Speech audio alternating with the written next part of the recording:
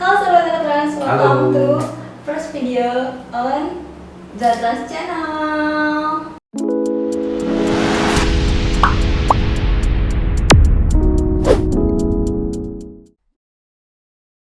Jadi ini adalah video pertama kita bertemakan podcast dengan narasumber kita yaitu Pak Hendra.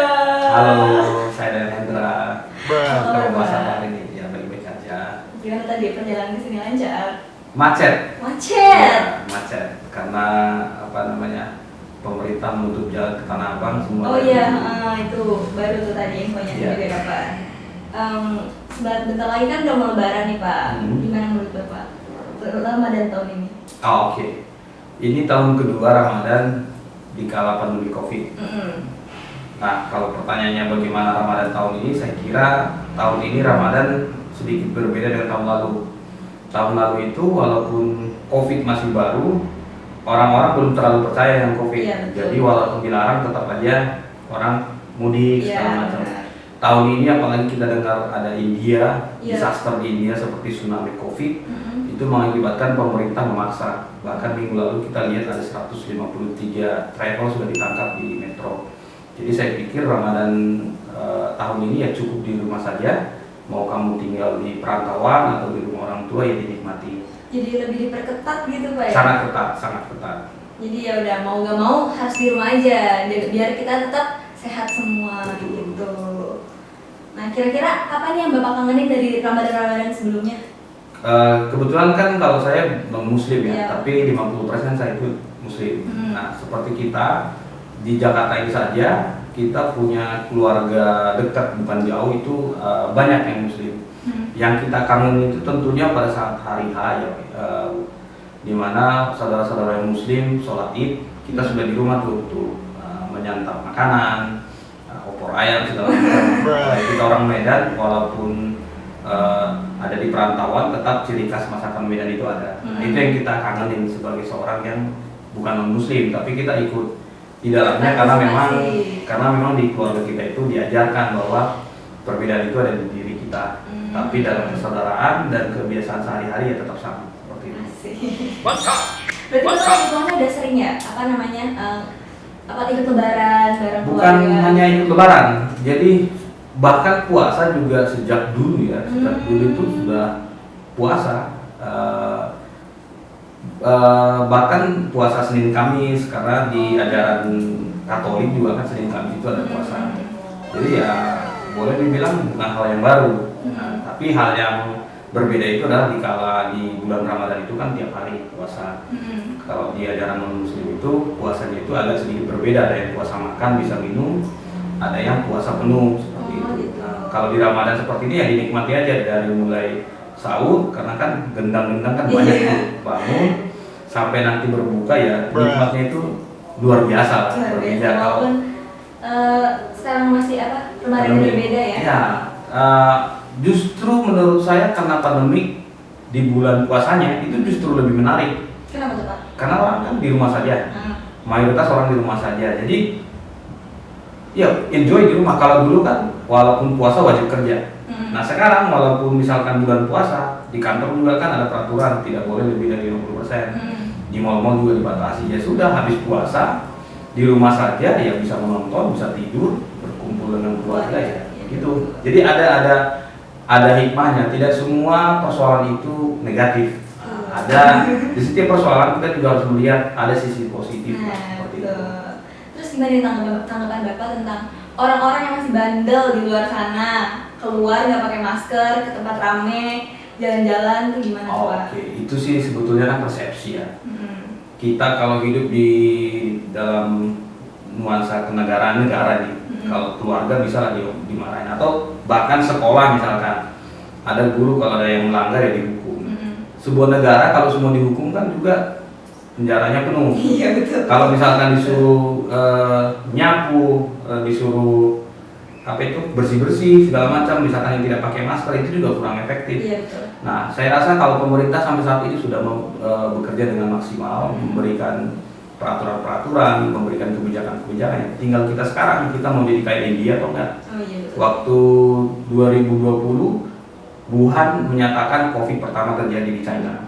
Dan saat ini kalau kita dengar berita kan Wuhan justru sudah terbebas dari Bebas, corona. iya, dia malah gelar konser sama Konser maraton segala nih, Pak. macam. Nah, kalau Iya. di India saat ini bahkan saya punya teman saya dari Mumbai,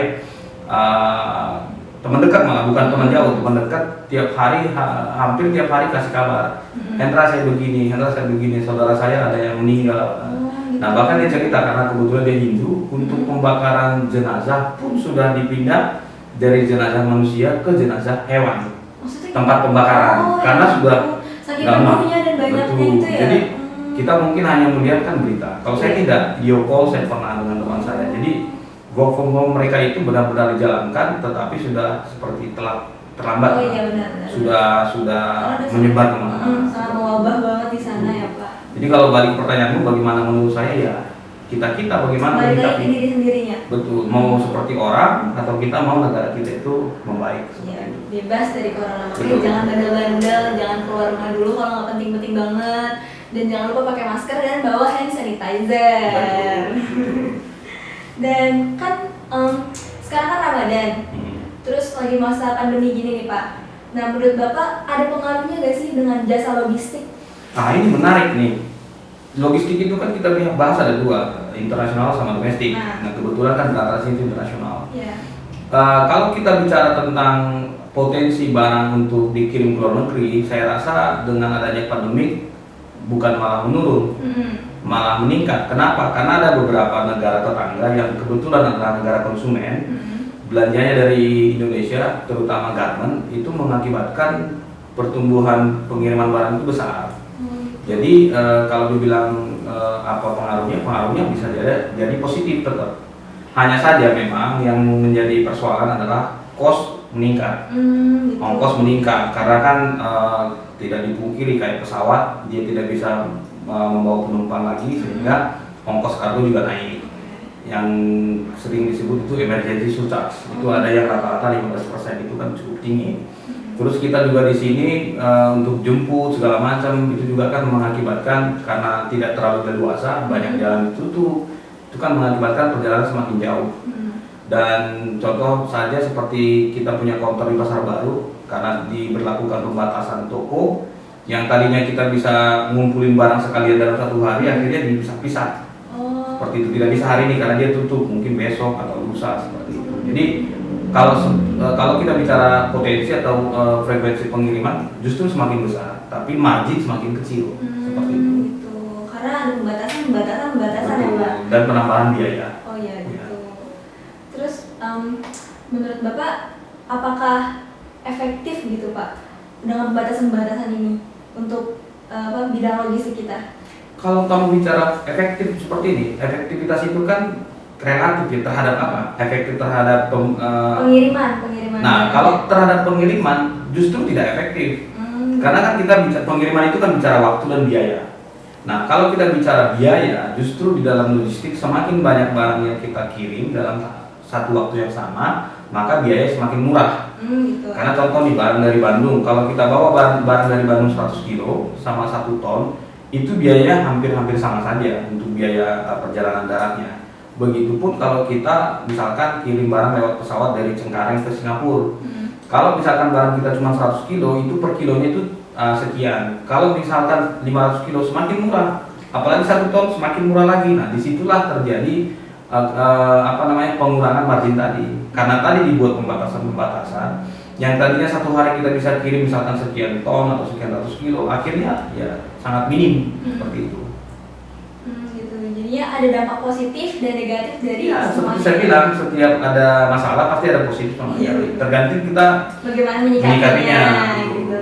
Oke. Tapi sampai saat ini untuk Bratan sendiri masih menguntungkan ya, Pak, walaupun adanya pandemi ini. Nah, Atau gimana nih, Pak? pertanyaannya tricky. Kebetulan kan Bratan kan startup. Ya. Kita mulai di bulan di kala kita banyak rintangan, kita mulai beratasi itu boleh dibilang sekitar November Desember tahun lalu. Tapi pertumbuhan pengiriman kita dari awalnya kita bukan siapa-siapa sampai sekarang cukup banyak diminati oleh pasar. Saya rasa justru kita nggak bicara profit ya. Kalau profit saya rasa belum profit lah. Kalau dibilang profit Saya sendiri masih empot-empotan untuk explore. Nah, tetapi kalau kita bicara pertumbuhan bisnis, dikala sedang terjadi pandemi begini, bisnis kita justru meningkat luar biasa. Alhamdulillah. Jadi orang-orang yang tadinya tidak tahu GrabTrans, akhirnya tahu GrabTrans, yang tadinya cuma tahu akhirnya menggunakan, yang tadinya menggunakan menjadi regular customer atau repeat order. Dan kalau kita dapat beberapa customer itu justru dapat dari kontak yang di Singapura atau di Malaysia, bukan dari Indonesia. Mereka dengar dari orang nih pakai GrabTrans seperti ini, karena kan kita membagi jasa kita itu jadi Express, Foodex, Grabpos, yang orang-orang lain mungkin tidak membuat seperti itu. Nah itu bedanya di kita seperti itu. Jadi hitungannya GrabTrans ini udah terkenal juga ya di luar negeri? Ya cukup. Alhamdulillah sekarang itu GrabTrans beberapa customer, bukan kita yang menilai ya, tapi customer yang menyatakan ketika masuk ke nomor care line kita, saya mendapatkan rekomendasi dari teman saya si A, si B, si C, tapi baru 3 negara, Singapura, Malaysia, sama Taiwan. Kita berharap sih ke negara-negara lainnya terjadi hal yang sama, tapi minimal saat ini di umur kita yang boleh dibilang baru 6 bulan ya, efektif 6 bulan, masih sangat, kalau dibilang belia juga belum bayi ya, masih bayi, tapi orang sudah mempercayakan kita. Contoh kemarin hari Minggu, dikala orang libur di Bandung, ada orang yang menghubungi repeat order tapi barangnya itu setengah ton makanan, dry food. Nah, kalau dia tidak percaya dengan layanan kita, dia tidak mungkin langsung bilang tolong dong di pick up, saya mau terbang besok. Nah, itu yang kita terbangkan hari ini. Artinya customer itu sudah tidak memandang lagi kita itu sebagai pemain baru. Tapi yang dia lihat adalah komitmen daripada tim kita, komitmen daripada jaringan kita, dan kita punya sistem yang kita develop sendiri, kita kelola sendiri, dan kita urus sendiri gitu. Jadi hampir dibilang dari A to Z itu kita yang handle. Kita itu mandiri nih Pak ya? Iya, sudah compact gitu di dalam satu sistem yang kita sebut the portal GrabTrans seperti itu. Keren. Oke. Sekarang kan lagi menuju Lebaran nih Pak. Boleh kasih tau dong, GrabTrans itu ada promo apa aja nih kira-kira? Oke, kalau bicara promo ini menarik nih, karena kita mau memberikan yang terbaik untuk mitra-mitra yang baru ataupun yang lama atau yang repeat order.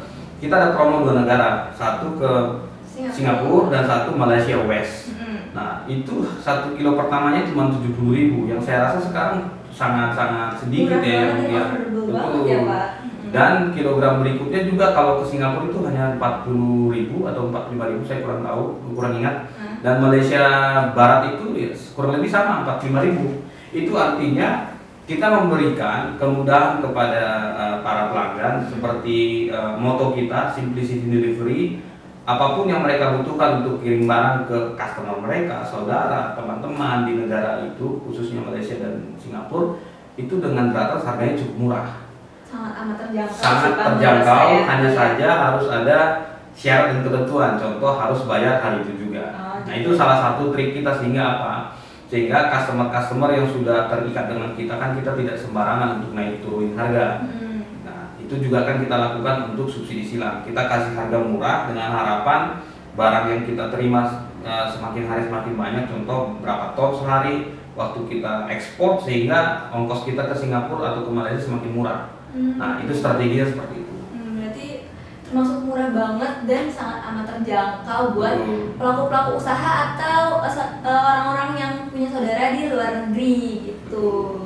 Oke, menurut saya sih makasih banget nih Bapak udah mau jawab pertanyaan saya ya, walaupun ada sedikit salah sedikit, tapi saya terima kasih banget sama Pak Hendra karena udah hadir.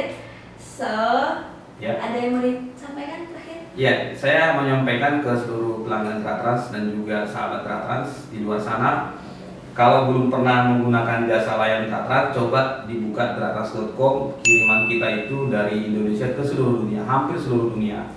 Kalau ditanya siapa agen kita mempunyai agen yang tidak satu, bukan satu agen, tapi kita bekerja dengan agen terbaik yang sudah kita validasi bersama-sama dengan tim kita. Dan bisnis kita juga diawasi oleh konsultan sehingga kita memastikan barang